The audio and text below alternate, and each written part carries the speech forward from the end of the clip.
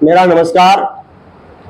और आज हम बैठे हैं, हमारे साथ है वृंदावन से पधारे साध्वी आदरणीय कृष्णा शास्त्री जी, जो यहाँ गांव जसाना में वृंदावन से आए हैं और वो भागवत गीता का यहाँ पाठ कर रहे हैं। और प्रवचनों में काफी लोग यहाँ आ रहे हैं। गांव में काफी, इस गांव का ये सौभाग्य है कि वो वृंदावन से चलकर हमारे बीच में पहुंचे हैं। तो आज हम उनसे बातचीत करते हैं कि कैसे उनका रुझान अध्यात्म की ओर हुआ, भगवान की ओर हुआ, और हम उनका परिचय लेते हैं। सबसे पहले मैं आपसे उनका परिचय कराता हूँ। हमारे साथ बैठे हैं आदरणीय कृष्णा जी शास्त्री। तो आप दर्शकों के लिए दो शब्द पहले। राधे राधे, जय श्री राधे, जय श्री कृष्णा। सभी मेरे माता बहनों को, भाई बंधुओं को राधे राधे, जय श्री राधे। तो आपका आश्रम या आप कहाँ रहते हो?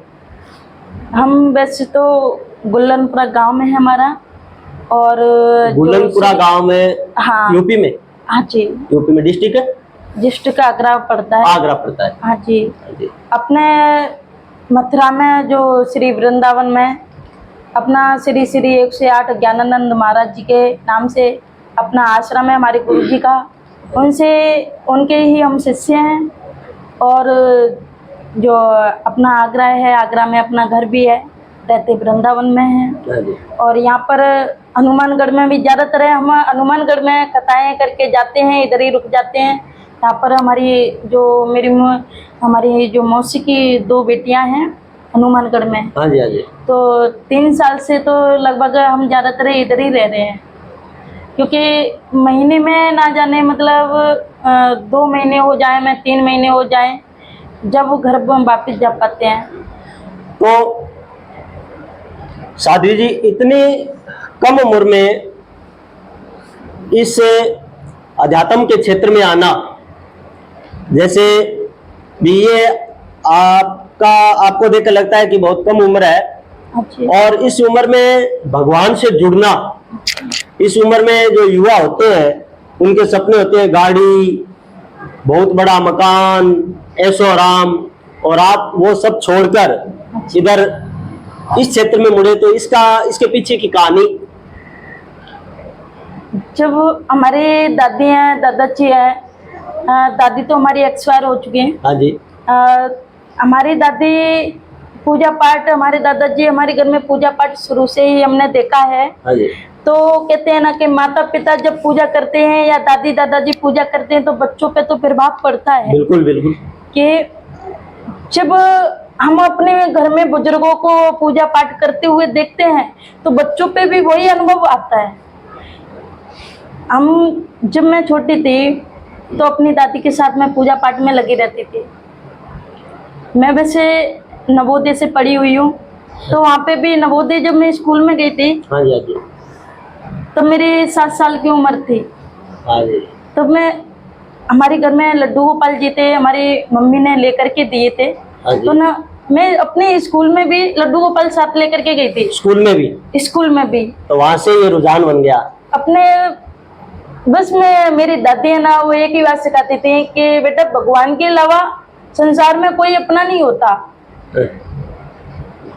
दादी ने बहुत कुछ ऐसी बातें सिखाई। अपने पढ़ाई भी करते रहे। तो हमारी जो माँ है उनको कैंसर हुआ था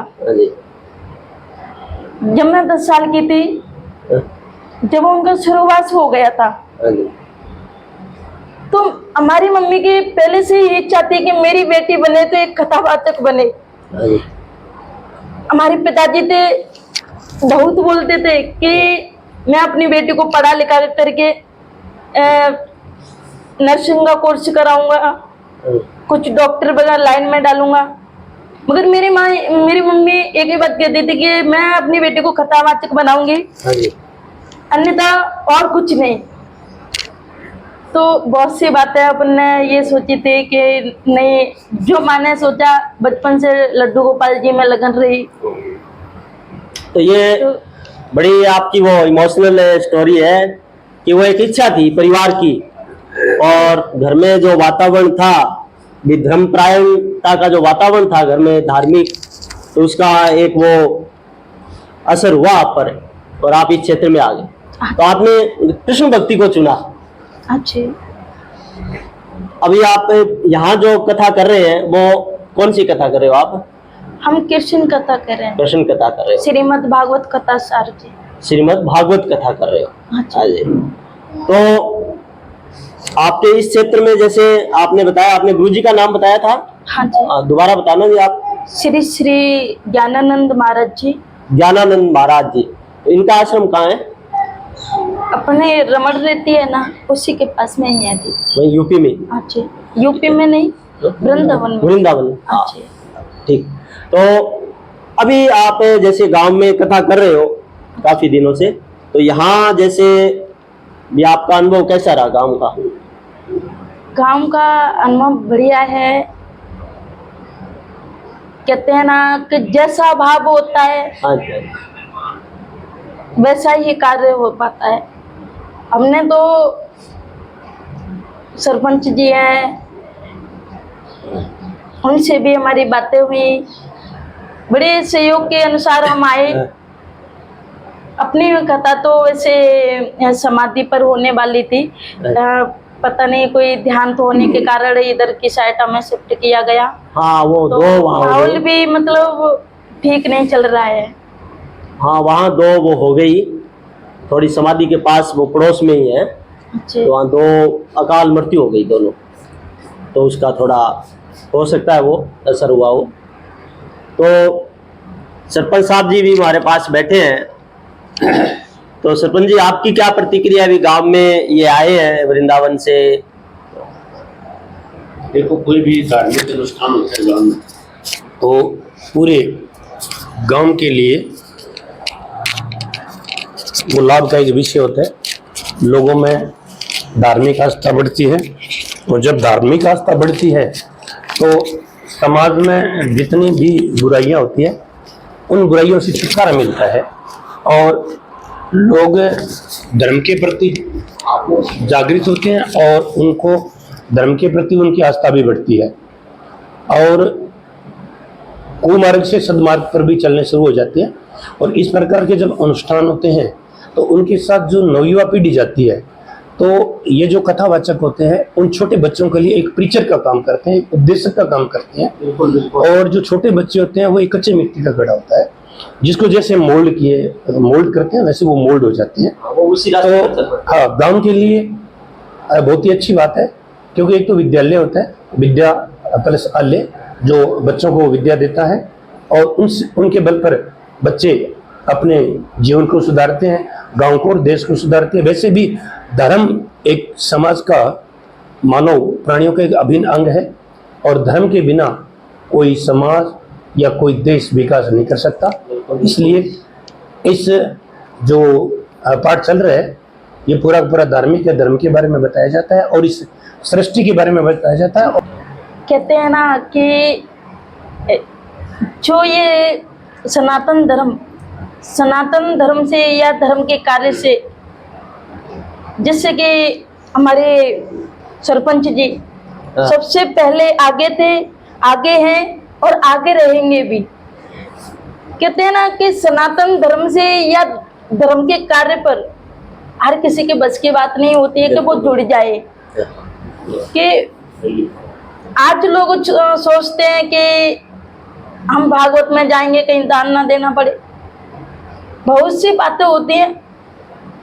मगर मैं तो अपने भक्तों से एक ही बात कहने चाहूंगी, चाहे मुझे कुछ दे करके मत भेजना, कुछ नहीं, कम से कम जहाँ धर्म का कार्य चले वहां जाना चाहिए, अवश्य भाग लेना चाहिए। ऐसा नहीं कि कोई ब्रजवासी आया है तो कम से कम दक्षिणा से नहीं, मन से, भाव से उसका सम्मान जाकर के कीजिए। बिल्कुल, ये भी हमारे सनातन की ये ताकत है कि वो सबको समाहित करता है अच्छी, और सबका वो स्वागत करता है। हमारे सनातन की ताकत है।